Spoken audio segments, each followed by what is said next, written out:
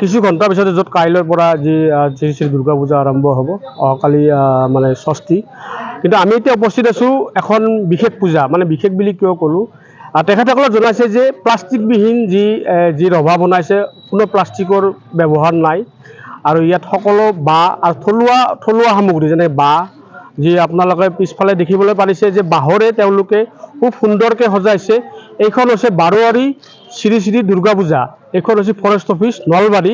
এই যি বাৰোৱাৰী দুৰ্গা পূজা আছে তেওঁলোকে প্লাষ্টিকবিহীন আৰু মাদক দ্ৰব্য বিৰুদ্ধে যি পূজা এই যি মণ্ডপ বনাইছে আৰু তেওঁলোকে এইটো কথাও জনাইছে যে ইয়াত বেংগলী আৰু অসমীয়া মানুহে ইয়াত সহযোগ একেলগে লগ লাগি এই পূজাখন আৰম্ভ কৰে।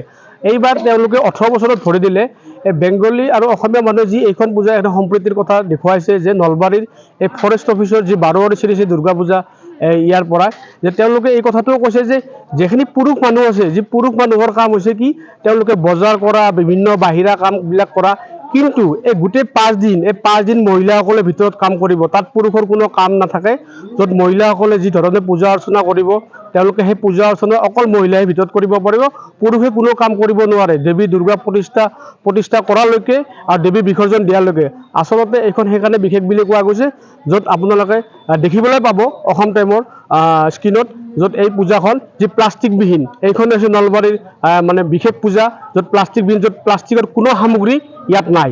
এই পেণ্ডেলটো সজা হৈছে একমাত্ৰ আমাৰ থলুৱা বাঁহ মৰাপাট আৰু বেত আৰু কেইখনমান কাপোৰ আৰু হয়তো কাঠৰ টুকুৰা দুটা এটা ব্যৱহাৰ হৈছে। ইয়াত বাহিৰে আমি প্লাষ্টিক হওক বেলেগ সামগ্ৰী ইয়াত আমি ব্যৱহাৰ কৰা নাই।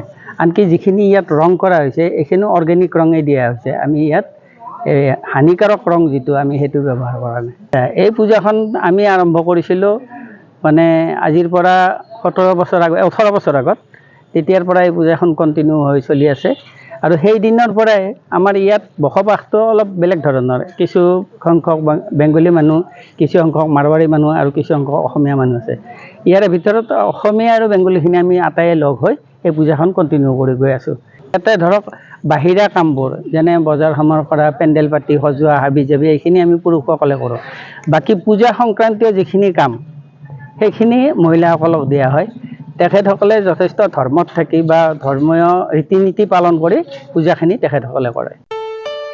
ঘৰত আনন্দ আৰু সম্পৰ্কৰ চমক বজাই ৰাখিবলৈ জৰুৰী হৈছে সকলো আনন্দময় মুহূৰ্তত মৰমৰ উপহাৰ দিয়াটো।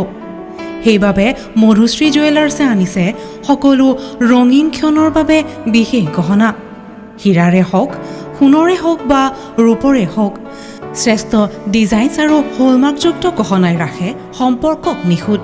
তেনেহ'লে আজিয়ে আনক আনন্দ মধুশ্ৰী জুৱেলাৰ্ছৰ সৈতে যোগাযোগ কৰক 7002800341 নাইবা ভিজিট কৰক LNB ৰোড নলবাৰী অসম।